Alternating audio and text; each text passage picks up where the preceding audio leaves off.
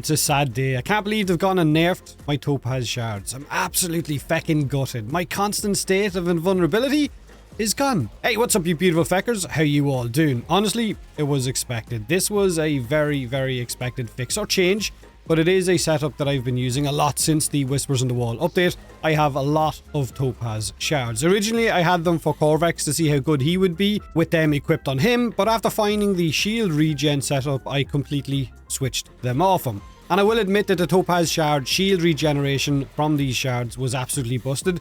The original functionality of the Topaz Shards was that they would regenerate your shield whenever you inflicted a blast status, but it worked off of any blast status being inflicted, including from your sentinels or certain AFK styled abilities like Octavia's Mallet, Nova's Molecular Prime. Basically, the blast proc is going off without you doing anything and you're still getting shield back as a result. So basically, you could subsume Mallet onto any Warframe you wanted to, have one Topaz Shard and have damn near invincibility, because the shield regen worked through shield gating, which allowed us to constantly trigger shield gating as a result. I already had Mallet on a few of my Warframes because I like having that ability on Warframes subsumed, because I like its taunting and the fact that it can crowd control and take a little bit of heat off your Warframe. So with the changes now, shields will no longer regenerate when shield gating is triggered, and it will resume when your shields start to regenerate normally outside of the shield gate. Apparently, it's going to function in a similar way to Caliban's lethal Progeny ability. So the constant shield gating being triggered is gone, along with that constant invulnerability. However, as much as the Topaz Shard shield regen was a little bit busted, they could have gone with a less than scorched earth approach. Because now myself, and I know a lot of players who had the Topaz Shards, feel like they are completely useless when it comes to the blast element on them anyway.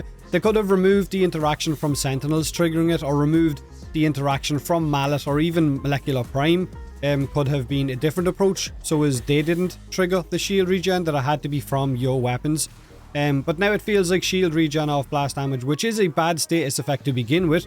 Why would you mod for blast? Is completely useless on the Topaz Shards as a perk, maybe outside of a few niche Warframes. And the time investment needed into getting these shards, right, the two of them, and then combining them into the third one, not to mention if you now have to take them off, so you're going to have to spend bile with your helmet to take them off as well. Feels like a little bit of a wasted time investment for a lot of players. If anything, this should be a cautionary tale for a lot of players if you're combining Archon Shards right now. During Christmas, they were all on holiday at these extremes.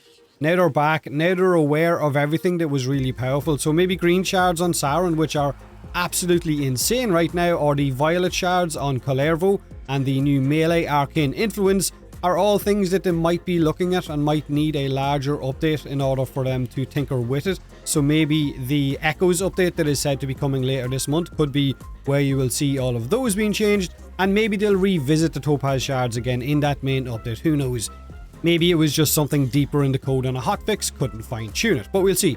On top of this, yesterday Rebecca and Steve did have their 15-minute stream, which is going to be a weekly thing, and they did mention Netracell drop rates, which is a point of contention within the community right now. It is something they said that they are looking at, which is great because they need to be a little bit better for the time commitment every week as well. Having players run 5 Netracell missions a week and getting 0 shards from it is a bit of a gut puncher, but they are openly discussing it apparently in the studio as to what they're going to do with it.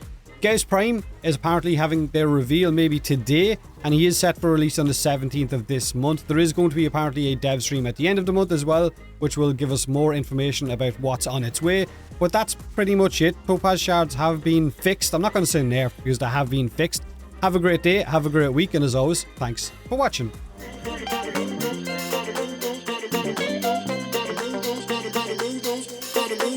To the beat, you know,